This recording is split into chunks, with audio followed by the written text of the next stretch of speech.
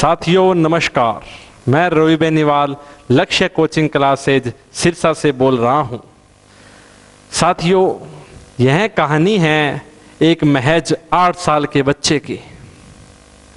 एक 8 साल का बच्चा जिसके स्कूल वालों ने उसे एक बंद लिफाफे में चिट्ठी दी और बोले कि जाकर यह चिट्ठी अपनी मम्मी को दे देना, जाकर चिट्ठी अपनी माँ को दे देना। ये बात स्कूल वालों ने कह दी। बच्चा घर पर गया और अपनी माँ को चिट्ठी दी। चिट्ठी माँ पढ़ रही है और खुश होकर बोल रही है, कह रही है, बेटा इसमें लिखा हुआ है कि आपका बेटा बहुत ही अत्यंत प्रतिभाशाली है, विलक्षणी है, पर अफसोस हमारे पास में इतना योग्य स्टाफ नहीं है कि हम इसे पढ़ा सकें। इसके भविष्य को देखते हुए हमने यह फैसला लिया है कि आप इसे घर पर ही पढ़ाएं तो अच्छा होगा। माँ ने यह चिट्ठी पढ़ी और बच्चे को सुना दी। घर पर ही माँ अपने बच्चे को पढ़ाने लगी। बच्चा मोटिवेट होने लगा, पढ़ने लगा। काफी साल बीत गए, बच्चा कामयाब हो गया, बच्चा कामयाब इंसान बन गया। थोड़े ही समय बाद माँ का देहांत हो गया। वो बच्चा बहुत कामयाब इंसान बन गया और एक दिन वह कामयाब इंसान अपने घर की पुरानी जो अलमारी थी उसमें कुछ देख रहा था, तो उसे वो चिट्ठी पे जो लिफाफा लगा हुआ था वो मिला और उसने धूल जमी हुई जो चिट्ठी थी उसको खोल कर देखा और वो कामयाब इंसान उस चिट्ठी को देखकर जार जार रोने लगा। ऐसा क्या हुआ और कौन था वो? साथियों, उस चिट्ठी में लिखा हुआ था कि आपका बच्चा बहुत नालायक है, हम इसे नहीं पढ़ा सकते, अच्छा होगा आप इसे घर पर ही पढ़ाएं, हमारा कोई भी स्टाफ इस बच्चे को पढ़ाने के लिए हामी नहीं भर रहा है।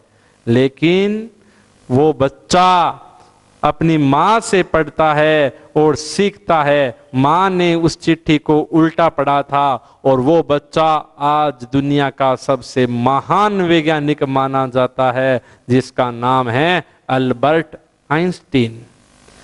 तो साथियों, जो माँ की सकारात्मकता होती है वो आपको जीवन में बहुत आगे ले जाती है। हम बात कर रहे हैं इतिहास की और इतिहास में हमने बात कर ली है सन 1717 तक। सन 1717 में दस्तक पत्र जारी हुआ था। दस्तक पत्र के माध्यम से अंग्रेज व्यापारिक मामलों में सर्वोच्च हो गए थे। अंग्रेज व्यापारिक मामलों में सर्वोच्च हो गए और धीरे धीरे अंग्रेजों का ध्यान अब व्यापार से राजनीति की ओर होने लगा है। अंग्रेजों ने सोचा कि अब हम भारतीय राजाओं को हराएंगे और राज भी साथ में करने लगेंगे। दुनिया का 22% क्षेत्र अंग्रेजों के अधीन था। 1717 के बाद में जो 18वीं शताब्दी का मध्य का समय है, इस समय पूरे भारत में जो सबसे महत्वपूर्ण और सबसे धनी इलाका है वो है बंगाल वाला क्षेत्र। कौन सा क्षेत्र है? बंगाल। और मैं बात कर रहा हूं सन 1756 की। अंग्रेज ये चाहते हैं कि उनका राजनीति में भी कुछ ना कुछ योगदान हो। अंग्रेज राजनीति में हस्तक्षेप करने लगे, लेकिन यह बात बंगाल के एक स्वाभिमानी नवाब जिसका नाम था सिराजुद्दौला,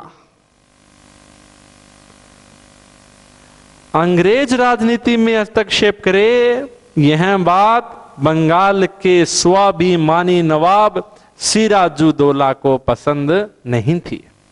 तो सिराजुद्दौला ने परेशान होकर सिराजुद्दौला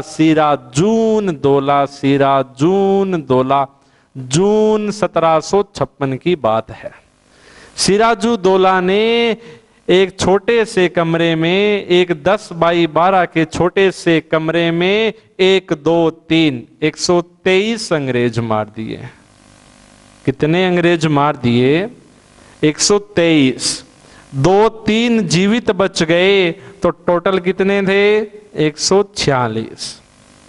कहने वाली बात है, जून 1756 में सिराजुद्दौला परेशान होकर 10x12 के एक छोटे से होल में अंग्रेजों को बंद कर देता है, जिसमें दम घुटने की वजह से 123 अंग्रेज मारे गए, जिसमें से 23 बचे थे और टोटल लोग थे 146। 10x12 के होल में मारे गए, छोटा सा होल था और इस घटना को नाम दिया गया है ब्लैक होल घटना। कौन सी घटना है? ब्लैक होल घटना। कब घटित हुई? जून 1756 में। कहां हुई? बेल लेक बंगाल में हुई। बेल लेक बंगाल में हुई। सिराजुद्दौला ने जून 1756 में की थी। टोटल तो 146 से 1, 2, 3 मार दिए थे, 2-3 जीवित थे।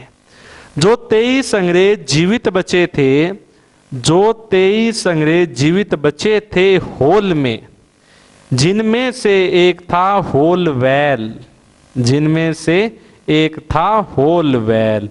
तो होल वेल इस घटना को डिस्क्राइब करता है। इस घटना को किसने लिखा है? इतिहासकार होलवेल ने, जो होल में वेल कंडीशन में रह गया था। बात कब की है? 1756। अंग्रेजों को मार दिया है। क्या अब अंग्रेज शांत रहेंगे? क्या वो सिराजुद्दौला से बदला लेने की बात सोचेंगे? और अब अंग्रेज ये चाहते हैं किसी भी हालात में, किसी भी सूरत में बंगाल के नवाब से इस बात का बदला लिया जाएगा, लेकिन यह इतना आसान भी नहीं है। तभी अंग्रेजों ने सोचा कि कुछ ऐसा हो जाए, कुछ ऐसा हो जाए कि नवाब के दरबार का कोई व्यक्ति, नवाब के दरबार का कोई व्यक्ति हमारी तरफ आ जाए और उस विश्वासघाती की वजह से बंगाल का नवाब हार जाए और हम जीत जाएं। और इस समय अंग्रेजों का जो अधिकारी है, उस व्यक्ति का नाम है लॉर्ड क्लाइव। क्या नाम है? Lord Clive. बात है अगले ही बरस की, तो 1757। बंगाल का नवाब कौन है? सिराजुद्दौला। अंग्रेज अधिकारी कौन है? क्लाइव। तो क्लाइव यह चाहता है कि सिराजुद्दौला के दरबार का कोई एक विश्वासघाती हमारी तरफ आ जाए। यह मनोकामना क्लाइव की जल्द ही पूरी हो गई। क्लाइव को एक कठपुतली मिल गई जिसका नाम था मीर जाफर। क्या नाम था? मीर जाफर। ये जो मीर जाफर है, यह सिराजुद्दौला का फूफा है। सिराजुद्दौला का फूफा है। वह यह कि सिराजुद्दौला की एक मौसी थी जिसका नाम था घसीटी बेगम। सिराजुद्दौला की मौसी थी घसीटी बेगम। तो घसीटी बेगम यह चाहती थी कि सिराजुद्दौला सभी फैसले किससे पूछकर करे? घसीटी बेगम से। तो सिराजुद्दौला ने 2-4 बार तो कहा मौसी मान जा, लेकिन मौसी नहीं मानी। तो तंग आकर एक दिन सिराजुद्दौला ने घसीटी बेगम को घसीट कर जेल में बंद कर दिया। घसीटी बेगम को घसीट कर जेल में बंद कर दिया गया। फूफा जी नाराज हो गए, मेरी घसीटी बेगम को जेल में बंद क्यों किया? मेरी घसीटी को जेल में बंद क्यों किया? सिराजुद्दौला ने कहा फूफा जी शांत हो जाओ, वरना आप भी कहां जाओगे? जेल में। तो नाराज कौन हो गया? सिराजुद्दौला। और सिराजुद्दौला किसके पास चला गया? क्लाइव के पास। जाकर कहा क्लाइव महोदय, आप सिराजुद्दौला पर आक्रमण कीजिए, सहायता हम करेंगे। यही तो क्लाइव चाहता था, यही तो क्लाइव चाहता था। लॉर्ड क्लाइव ने दक्षिण भारत से एक व्यक्ति को बुला लिया जिसका नाम था वाटसन। वाटसन को बुला लिया गया, वाटसन सेना लेकर आ गया। वाटसन और क्लाइव की संयुक्त सेना किस पर हमला करने वाली है? सिराजुद्दौला पे। और कहते हैं सिराजुद्दौला, जून 1757 की बात है। कब की बात है? जून 1757 की बात है। सिराजुद्दौला के सामने लॉर्ड क्लाइव है और लॉर्ड क्लाइव के पास में वाटसन है और विश्वासघाती व्यक्ति मीर जाफर है। इनके मध्य युद्ध होता है साथियों, जिसे कहा जाता है प्लासी का युद्ध, एक महान युद्ध। क्या नाम है? प्लासी का युद्ध। कब हुआ? जून 1757 में। किस किस के मध्य हुआ? सिराजुद्दौला और लॉर्ड क्लाइव के मध्य। सिराजुद्दौला के साथ में एक व्यक्ति है मीर मदान। क्या नाम है? मीर मदान। देखिए, नामों में कोई कंफ्यूजन नहीं होनी चाहिए। सिराजुद्दौला का विश्वास पात्र व्यक्ति है मीर मदान, सिराजुद्दौला का विश्वासघाती व्यक्ति है मीर जाफर। लॉर्ड क्लाइव के साथ में व्यक्ति का नाम है वाटसन और युद्ध चल रहा है। कौन सा? प्लासी पे। प्लासी पे पश्चिम बंगाल में है। कहां पर है? पश्चिम बंगाल में। और कहते हैं कि जून के महीने में 1757 में जैसे युद्ध होता है, युद्ध के पहले पड़ाव में सिराजुद्दौला जीत रहा था, लेकिन तभी मीर जाफर जैसे विश्वासघातियों की वजह से सिराजुद्दौला को घेर लिया गया और सिराजुद्दौला को मार दिया गया। इस युद्ध में क्लाइव की विजय हो गई, सिराजुद्दौला पराजित हो गया, क्लाइव की कठपुतली मीर जाफर बन गया। क्लाइव की कठपुतली, क्लाइव की कठपुतली मीर जाफर बन गया। प्लासी का युद्ध हो गया और प्लासी के युद्ध में लॉर्ड क्लाइव विजयी होता है, सिराजुद्दौला पराजित होता है। और इस युद्ध को कहा जाता है व्यापारियों से राजा बनाने वाला युद्ध। अंग्रेज इस युद्ध के बाद में व्यापारियों से राजा बन गए, इसलिए प्लासी के युद्ध को व्यापारियों से राजा बनाने वाला युद्ध कहा जाता है। पहले अंग्रेज व्यापारिक मामलों में सर्वोच्च थे, लेकिन अब राजनीतिक मामलों में भी सर्वोच्च हो गए हैं प्लासी के युद्ध के बाद में। और प्लासी के युद्ध को ही कहा जाता है अंग्रेजी सत्ता की स्थापना। अंग्रेजी सत्ता की स्थापना करने वाला युद्ध कौन सा युद्ध है? प्लासी। प्लासी कहाँ है? पश्चिम बंगाल में। कब होता है? जून 1757। किस किस के मध्य होता है? क्लाइव और सिराजुद्दौला के मध्य। विश्वासघाती कौन है? मीर जाफर। विश्वास पात्र कौन है? मीर मदान। इस युद्ध को कहा जाता है व्यापारियों से राजा बनाने वाला युद्ध। और एक व्यक्ति है जिसका नाम है इतिहासकार के.एम. पणिकर। इतिहासकार के.एम. पणिकर बड़ी ही शानदार बात कहते हैं इस युद्ध के बारे में। इतिहासकार पणिकर ने कहा कि प्लासी कोई युद्ध नहीं था, प्लासी कोई युद्ध नहीं था, प्लासी तो एक सौदा था जिसमें मीर जाफर जैसे विश्वासघातियों ने बंगाल के नवाब को क्लाइव के हाथों बेच दिया।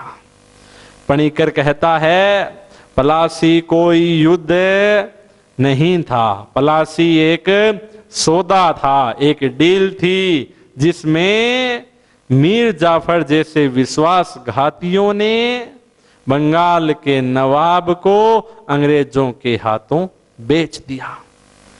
एक व्यक्ति है सर जदुनाथ सरकार, सर जदुनाथ सरकार।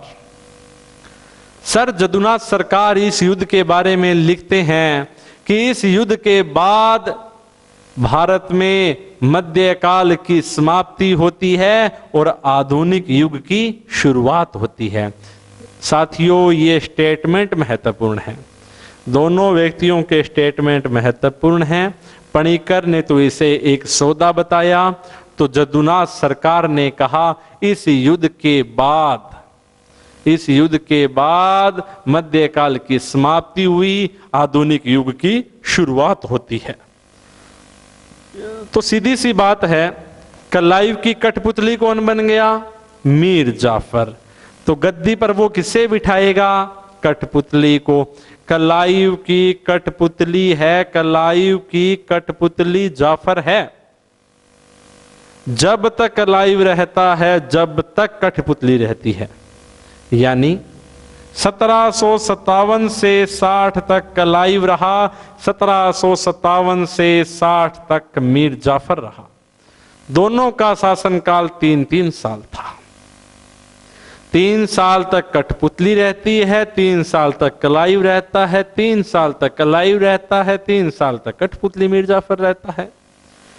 लेकिन थोड़े ही समय बाद में एक बदलाव हुआ। वो ये हुआ, मीर जाफर का दामाद था। कौन था?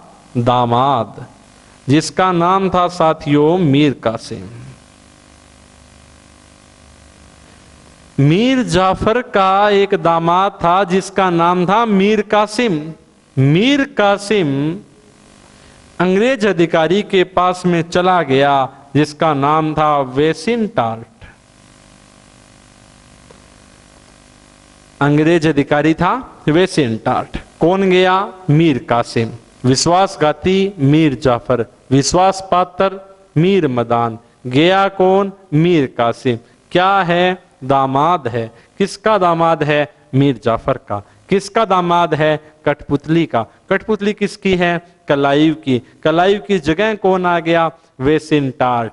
व्यक्ति कौन है? मीर कासिम।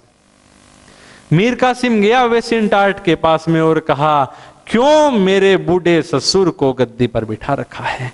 अरे क्यों मेरे बूढ़े ससुर को गद्दी पर बिठा रखा है? क्या देता है वो आपको ऐसा?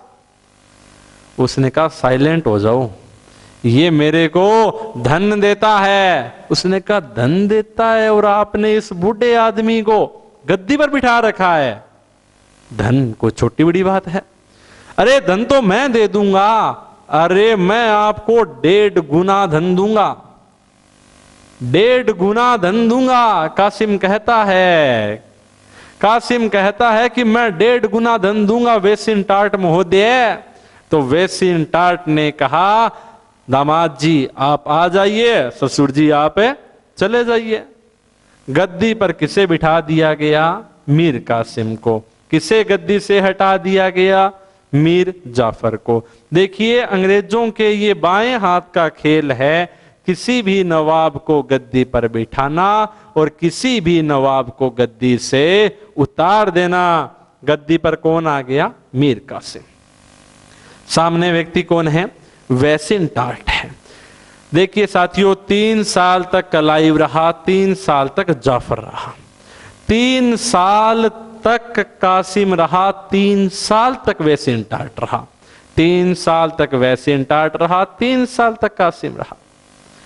तो कासिम दामाद था और दामाद में अकड़ होती है, कई बार तो बिल्कुल ही नहीं होती, कई बार बहुत होती है।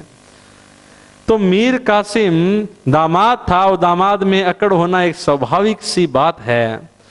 दामाद ने कहा गद्दी पर बैठते ही, किस बात का कर दे? अरे राज्य किसका है? हमारा राज्य है, आप तो विदेशी हो, आए हो, व्यापार करो अपना, किस बात का कर है? हमारे पास में कोई भी धन नहीं है। बुरा किसको लगेगा? अंग्रेजों को। तो अब अंग्रेज सोच रहे हैं किसे गद्दी से हटाना है? दामाद को गद्दी से हटाना है और ससुर को गद्दी पर बिठाना है। इससे अच्छा तो ससुर था, इस कासिम से अच्छा तो कठपुतली थी। वेसिनटार्ट महोदय चला गया और व्यक्ति आया एक, जिसका नाम था हेक्टर मुनरो। हेक्टर मुनरो आ गया। तो हेक्टर मुनरो ने आते ही कार्रवाई कर दी। हेक्टर मुनरो ने मीर कासिम को गद्दी से हटा दिया, वापिस गद्दी पर कठपुतली को बिठा दिया गया। देखिए पहले कठपुतली थी, उसकी जगह दामाद आया, दामाद को फिर हटाया, फिर ससुर आया, फिर कठपुतली आई। समझ रहे हैं बात? किसे गद्दी से हटा दिया? मीर कासिम को। गद्दी पे किससे बिठाया? मीर जाफर को। लेकिन ये मीर कासिम दामाद था, चुप बैठने वालों में से नहीं था। ये मीर कासिम अवध के नवाब के पास चला गया। किसके पास चला गया साथियों? अवध का नवाब, जिसका नाम था सुजाउदौला। अवध के नवाब सुजाउदौला के पास में गया और बोला, सुजाउदौला, आज जो कहानी मेरे साथ हुई है, मुझे गद्दी से उतारा है, कल तेरे साथ भी हो सकती है। तो अच्छा होगा हम दोनों मिल जाएं और मिलकर इन अंग्रेजों से हम मुकाबला करें। सुजाउदौला ने कहा, यार तेरी बात तो बिल्कुल सही है, लेकिन हम दोनों ही इतने सामर्थ्यवान नहीं हैं कि अंग्रेजों से भिड़ जाएं। हमें दिल्ली चलना चाहिए।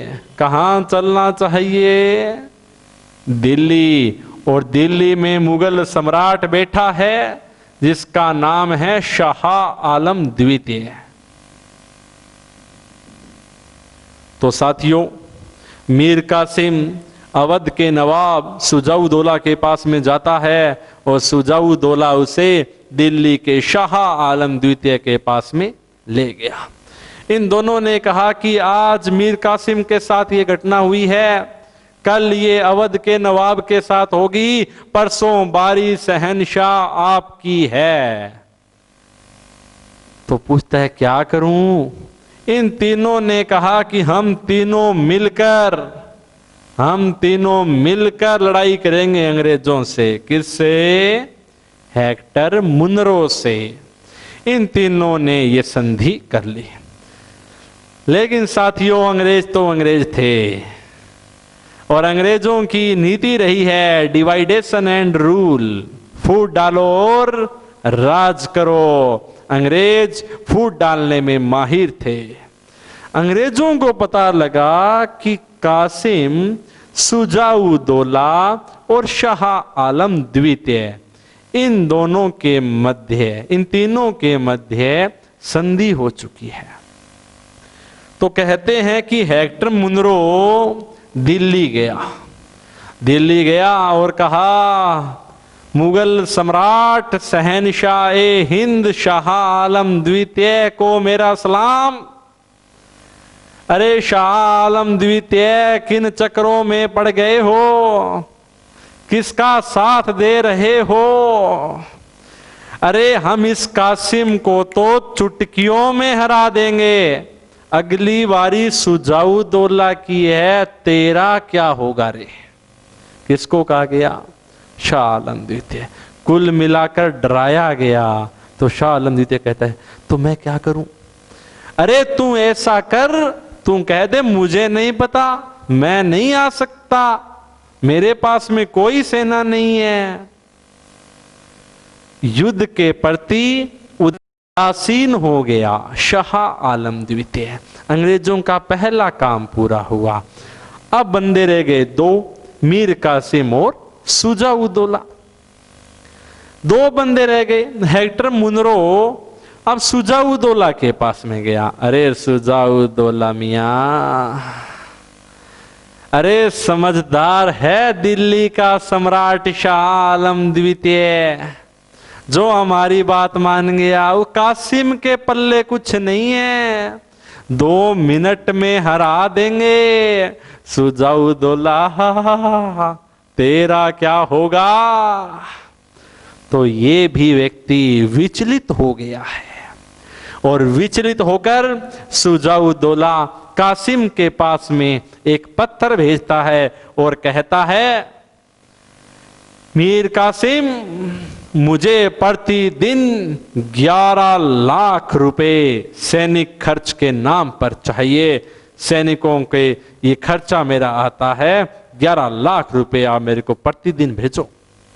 कासिम कहता है, बावड़ा हो रहा है, इतने रुपए 11 लाख रुपए प्रतिदिन यदि मेरे पास होते तो क्या मैं युद्ध करता?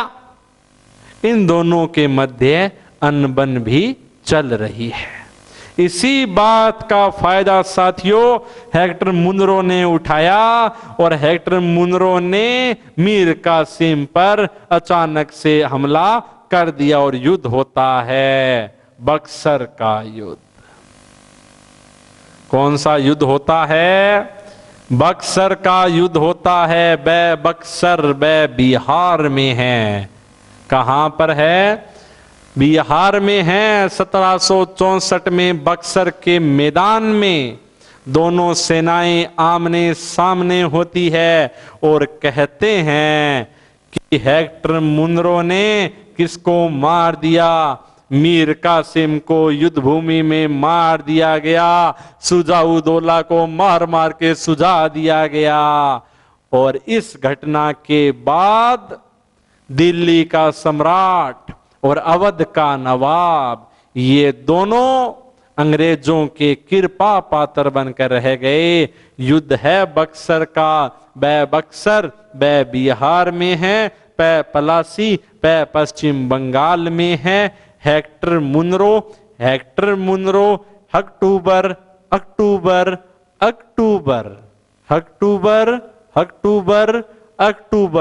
अक्टूबर 1764 में यह युद्ध होता है, जिसमें हेक्टर मुनरो विजयी रहता है, कासिम वीर गति को प्राप्त होता है। इस युद्ध के बाद में किसी भी नवाब ने इतनी हिम्मत नहीं थी कि वो अंग्रेजों की खिलाफत कर सके। अंग्रेज अब राजनीतिक रूप से भी सर्वोच्च हो गए। इसलिए बक्सर के युद्ध को कहा जाता है अंग्रेजी सत्ता की वास्तविक स्थापना। युद्ध को कहा जाता है अंग्रेजी सत्ता की वास्तविक स्थापना कहा जाता है। देखिए, याद रखिए, अंग्रेजी सत्ता की स्थापना पलासी युद्ध को कहा जाता है, लेकिन अंग्रेजी सत्ता की वास्तविक स्थापना बक्सर के युद्ध को कहा जाता है। तो इतिहासकार स्मिथ का कथन आता है कि पलासी के अधूरे कार्य को बक्सर के युद्ध ने पूरा कर दिया। कौन सा युद्ध है? बक्सर का युद्ध। समझ में आई बात? इस प्रकार अंग्रेज व्यापारिक और राजनीतिक दोनों रूप से सर्वोच्च हो गए। उनका एकाधिकार हो गया। सभी प्रतिद्वंदी इनके मिट्टी में मिल गए। और जब किसी चीज का साथियों एकाधिकार हो जाता है, साथियों जब किसी चीज का एकाधिकार हो जाता है, तब उसमें कुछ अनियमितताएं, भ्रष्टाचार, कुशासन आना स्वाभाविक है। और ऐसा ही हाल अंग्रेजों के साथ में हुआ। कैसे हुआ? पढ़ते हैं आगे। देखिए, जागते रहिए, पढ़ते रहिए, सामने देखते रहिए, हूं हां करते रहिए।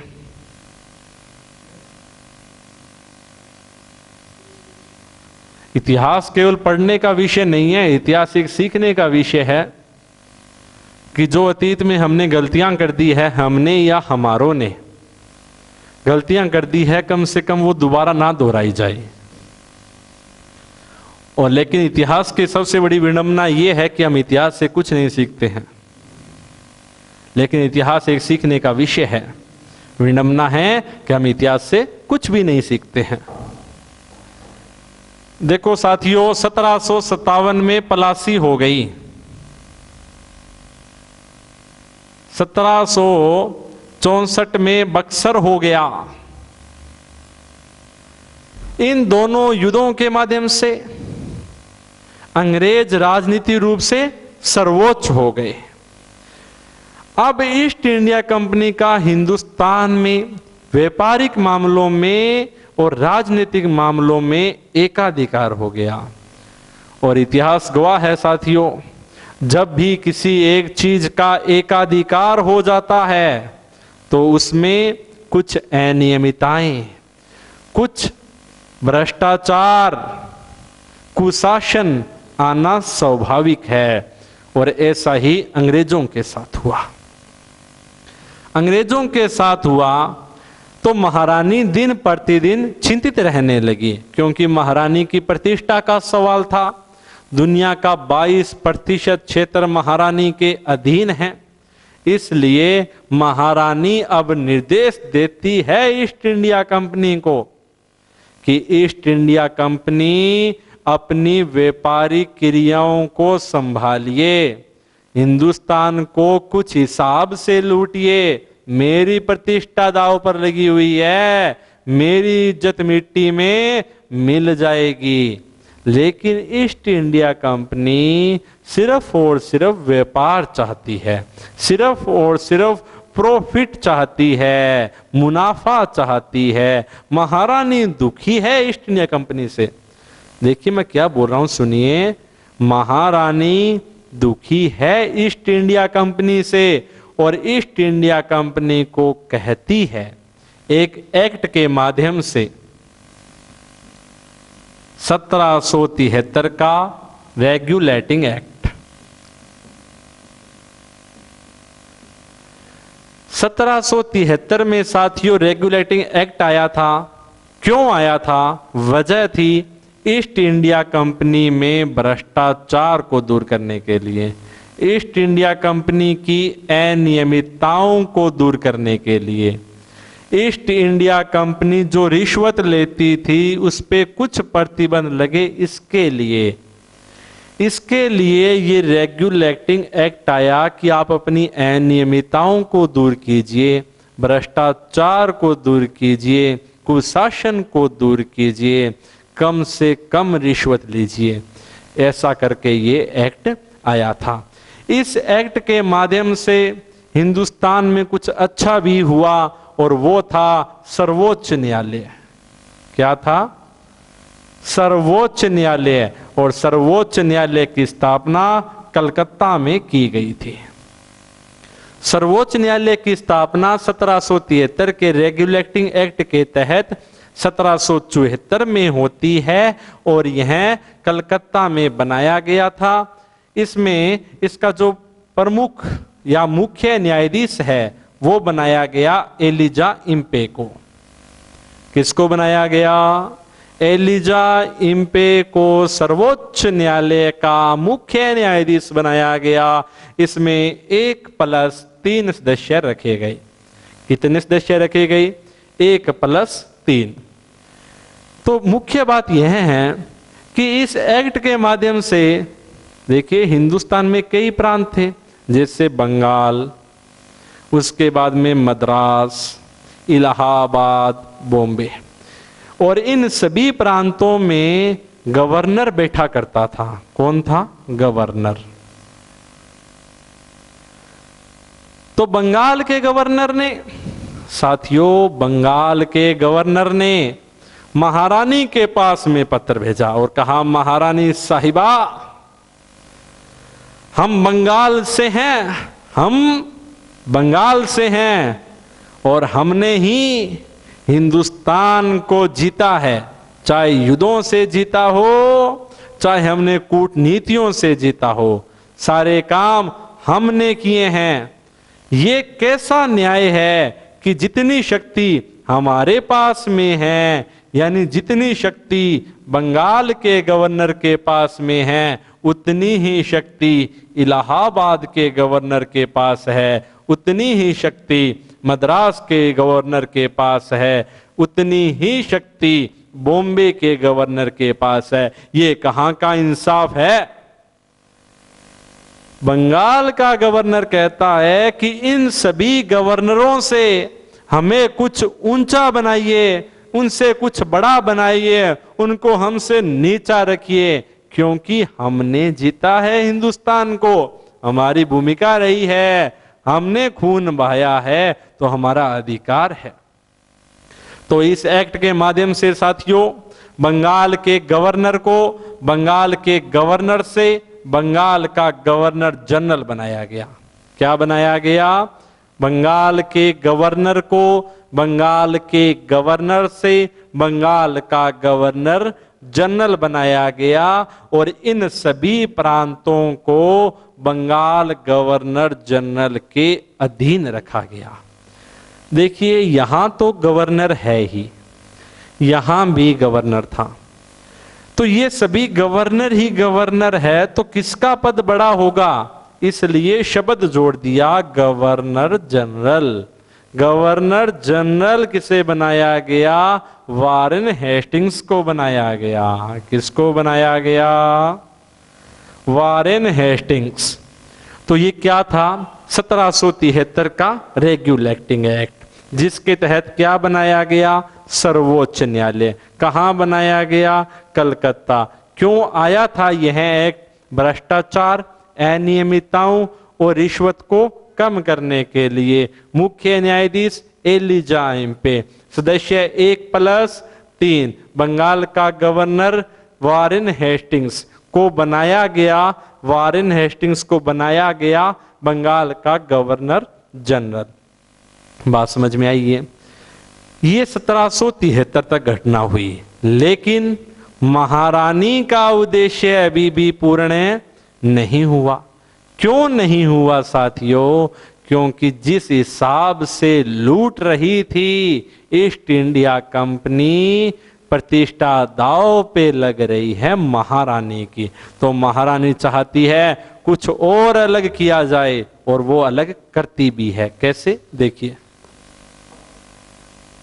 1773 के बाद में 1781 में, साथियों बात है ये 1781 की, और एक्ट आता है एक्ट ऑफ सेटलमेंट। 1781 में एक्ट ऑफ सेटलमेंट आया, जिसके तहत 1773 में जो सर्वोच्च न्यायालय बना था उसके पास में शक्तियां बहुत कम थी, लेकिन एक्ट ऑफ सेटलमेंट के तहत सर्वोच्च न्यायालय की शक्तियों में विस्तार किया गया। साथियों महत्वपूर्ण बात है, 1613 में ईस्ट इंडिया कंपनी को अनुमति मिली, लेकिन व्यापारिक अधिकारों में वृद्धि कब हुई थी? 1616 में। उसी प्रकार सर्वोच्च न्यायालय बना 1773 के एक्ट के माध्यम से, लेकिन सर्वोच्च न्यायालय की शक्तियों में विस्तार कब हुआ? 1781। लेकिन अभी तक महारानी को जो चाहिए वो उसे नहीं मिल रहा है। थोड़े ही समय बाद 1784 की बात है। कब की बात है? 1784 में एक एक्ट आता है जिसका नाम है पिट्स एक्ट। 1784 में पिट्स एक्ट आया। महारानी बार बार कह रही है ईस्ट इंडिया कंपनी को कि सुधर जाओ, अरे मेरी प्रतिष्ठा दांव पर लगी हुई है, दुनिया का 22% क्षेत्र मेरे अधीन है, कुछ तो हिंदुस्तानियों का भला कर दो, क्यों इतना अधिक लूट रहे हो? लेकिन ईस्ट इंडिया कंपनी कह रही है हम काम कर रहे हैं, देखो हमने सर्वोच्च न्यायालय बनाया है, बंगाल के गवर्नर को बंगाल के गवर्नर से बंगाल का गवर्नर जनरल बनाया है। तब महारानी ने 1784 में ईस्ट इंडिया कंपनी को कंट्रोल करने के लिए, ध्यान से सुनिए, ईस्ट इंडिया कंपनी को कंट्रोल करने के लिए 1784 में BOC बनाया गया, बोर्ड ऑफ कंट्रोल बनाया गया। बोर्ड ऑफ कंट्रोल किसे कंट्रोल कर रहा है? ईस्ट इंडिया कंपनी को। और इसमें कितने सदस्य हैं? 6 सदस्य हैं, और 6 के 6 सदस्य अंग्रेज हैं। BOC कहां बैठती है? इंग्लैंड में बैठती है। साथियों 1784 का ही वो दास्ता का पिट्स इंडिया एक्ट था, जिसके तहत भारत को पहली बार गुलाम भारत कहा गया। भारत को गुलाम भारत यानी ब्रिटिश आधिपत्य का क्षेत्र किस एक्ट के माध्यम से कहा गया? 1784। लेकिन अभी तक जो महारानी को चाहिए, महारानी की अभिलाषाएं पूरी नहीं हो रही, और महारानी ने क्रांतिकारी कदमों को उठाने का फैसला 1786 में ले लिया। 1786 में महारानी ने एक महान व्यक्ति को भेजा जिसका नाम था लॉर्ड कॉर्नवालिस। साथियों नाम लॉर्ड कॉर्नवालिस। 1786 में लॉर्ड कॉर्नवालिस आता है। लॉर्ड कॉर्नवालिस वालिस ने पालिश करके पुलिस बना दी। तो पुलिस व्यवस्था का जनक किसे कहा जाता है? लॉर्ड कॉर्नवालिस को। भारत की वर्तमान में सबसे बड़ी जो सेवा है, प्रशासनिक सेवा है, वो है आईएएस। आईएएस से पहले होती थी आईसीएस। आजादी के बाद में आईसीएस का नाम आईएएस रखा गया था। तो आईसीएस व्यवस्था का जनक भी किसे कहा जाता है? लॉर्ड कॉर्नवालिस को। थोड़ा ही समय बीता और महारानी ने लॉर्ड कॉर्नवालिस को पत्र भेजा, डियर लॉर्ड कॉर्नवालिस, क्या कर रहे हो, क्यों आए थे, किस लिए भेजा था, क्या काम कर रहा है, ईस्ट इंडिया कंपनी को कुछ कंट्रोल किया कि नहीं किया? तब उस व्यक्ति ने एक ही बात कही जिससे हमें अंग्रेजों की मंशा का आज भी पता लगता है। लॉर्ड कॉर्नवालिस ने कहा, ईस्ट इंडिया कंपनी भी सही कर रही है महारानी साहिबा। महारानी साहिबा, ईस्ट इंडिया कंपनी बिल्कुल सही कर रही है। क्यों? क्योंकि हर भारतीय भ्रष्ट है। क्योंकि हर भारतीय भ्रष्ट है। कथन किसका है? लॉर्ड कॉर्नवालिस का। तो लॉर्ड कॉर्नवालिस, मेरी इज्जत का क्या होगा? वो मिट्टी में मिल रही है। कुछ करता हूं महारानी। और उसने एक सिद्धांत दिया साथियों,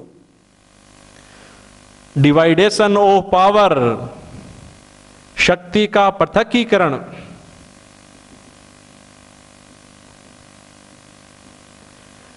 डिवाइडेशन ऑफ पावर का सिद्धांत किसने दिया? लॉर्ड कॉर्नवालिस ने। लॉर्ड कॉर्नवालिस ने जब सभी समस्याओं को देखा, एनालिसिस किया, तो उसने पाया कि जो सर्वोच्च न्यायालय का मुख्य न्यायाधीश होता है, दोनों प्रकार के काम करता है। दोनों प्रकार के मतलब यानी वो एक तो जज का भी कार्य करता है और वो कलेक्टर का भी काम करता है, यानी राजस्व वसूली भी करता है और न्यायिक कार्य भी करता है। तो एक ही व्यक्ति को दोनों काम देना, महारानी साहिबा, आपका फैसला गलत है। तो मैं ये चाहता हूं कि ये सिद्धांत अपनाया जाए, ये सिद्धांत लागू हो। डिवाइडेशन ऑफ पावर हिंदुस्तान में आना चाहिए, जिसके तहत जज अलग व्यक्ति होगा, यानी न्यायिक कार्य अलग व्यक्ति करेगा, राजस्व वसूली अलग व्यक्ति करेगा। इसलिए शक्तियों का विभाजन हो गया। सिद्धांत का नाम पड़ा शक्ति का पृथकीकरण। व्यक्ति कौन था? Lord Cornwallis. समझ में आई बात? अगली वीडियो में इससे आगे बात होगी। धन्यवाद, थैंक यू।